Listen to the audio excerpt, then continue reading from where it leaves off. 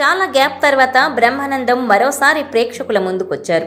అది కూడా తన కొడుకు గౌతమ్తో కలిసి నటించిన బ్రహ్మ ఆనందం సినిమా ఫిబ్రవరి 14న థియేటర్లలోకి వచ్చింది.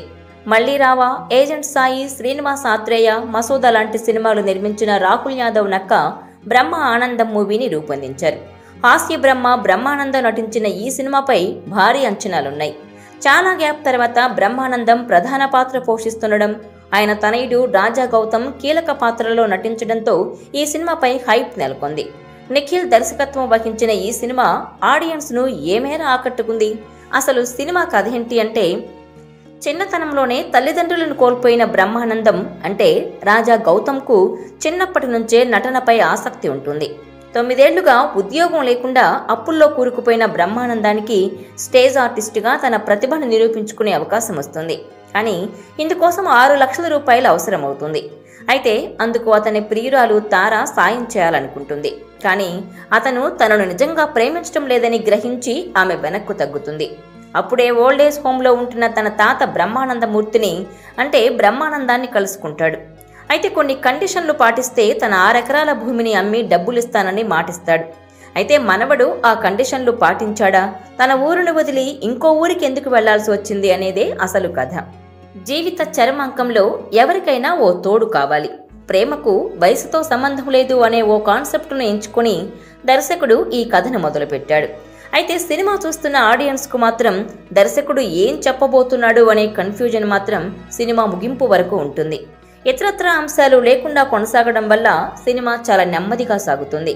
ఫస్ట్ హాఫ్ ఎంత స్లోగా ఉంటుందో సెకండ్ హాఫ్ కూడా అంతకు మించిన నత్తనడకతో సాగుతుంది.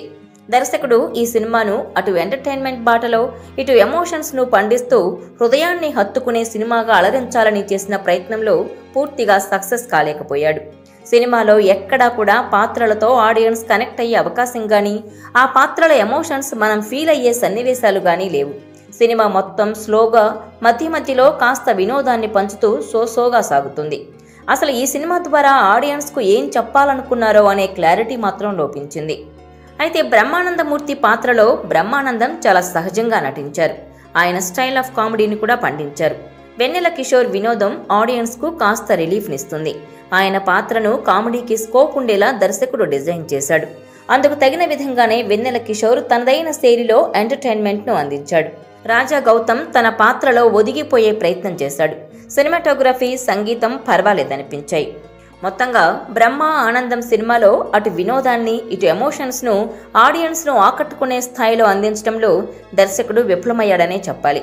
దర్శకుడు చెప్పాలనుకుంటున్న పాయింట్ రొటీన్కు భిన్నంగా ఉన్న ప్రేక్షకులను మెప్పించడంలో మాత్రం తడబడ్డాడు. ఇలాంటి ఓ కథను తెరకెక్కించేటప్పుడు ఎమోషన్స్, సన్నివేశాలు చాలా బలంగా రాసుకోవాలి. సినిమా మొత్తం సహజంగా గుండెలు బరువెక్కించే విధంగా, ఆడియన్స్ కొత్త అనుభూతినిచ్చే విధంగా ఉండాలి.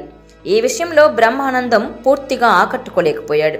ఓవరాల్గా ఈ సినిమాకు యావరేజ్ టాక్ వినిపిస్తోంది.